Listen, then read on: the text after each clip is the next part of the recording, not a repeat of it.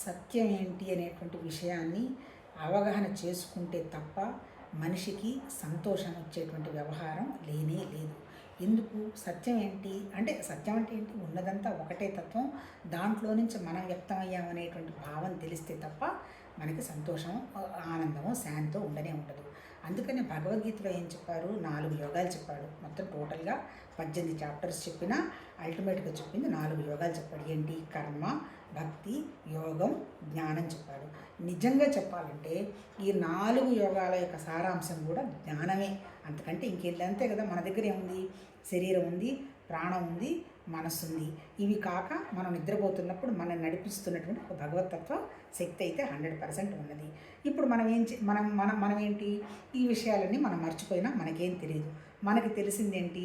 నా శరీరం, నా పేరు, నా బంధువులు, నా ఆస్తులు, నా కోరికలు అనేటువంటి విషయం తప్ప ఇంకొకటి ఏమీ తెలియదు. ఇప్పుడు మనకి ఇన్ని సంవత్సరాలు వచ్చినా నాకు అన్ని కోరికలు నెరవేరాయి, నేను కంఫర్టబుల్గా ఉన్నానా అని చెప్పగలిగిన వాడు ఈ భూమి మీద ఒక్కళ్ళు కూడా ఉండరు. అంటే అల్టిమేట్ ఏంటి? మరి ఎట్లా మనం సంతోషంగా సుఖంగా ఉండాలి? సత్యం వైపుగా మన ప్రయాణం జరిగితే తప్ప మనకు సుఖము, సంతోషం, శాంతి ఉండవు. ఒకవేళ ఉన్న జస్ట్ టెంపరీయే.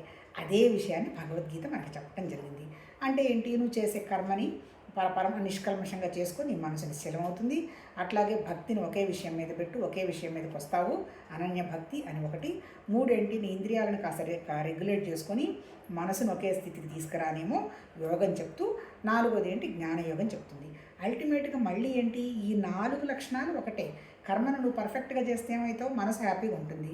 ఆ తర్వాత భక్తి పెడితే ఏమవుతుంది? ఒకే విషయం మీద పెడతావు, మనసు సుఖంగా ఉంటుంది. ఆ తర్వాత యోగం అన్ని ఇంద్రియాలను కంట్రోల్ చేసి ఒకే విషయానికి వస్తే బ్యాలెన్స్డ్గా ఉంటావు.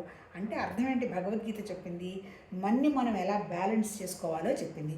మనం బ్యాలెన్స్ చేసుకోవాలంటే మన దగ్గర ఉన్న ఒకే ఒక పరికరం ఏంటి? మన మనస్సు.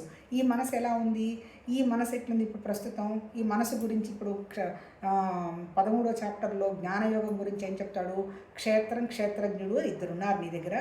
క్షేత్రం అంటే ఏంటి? ప్రకృతిలో వచ్చినటువంటి నీ శరీరం, అలాగే నీ లైఫ్ కూడా ప్రకృతేను.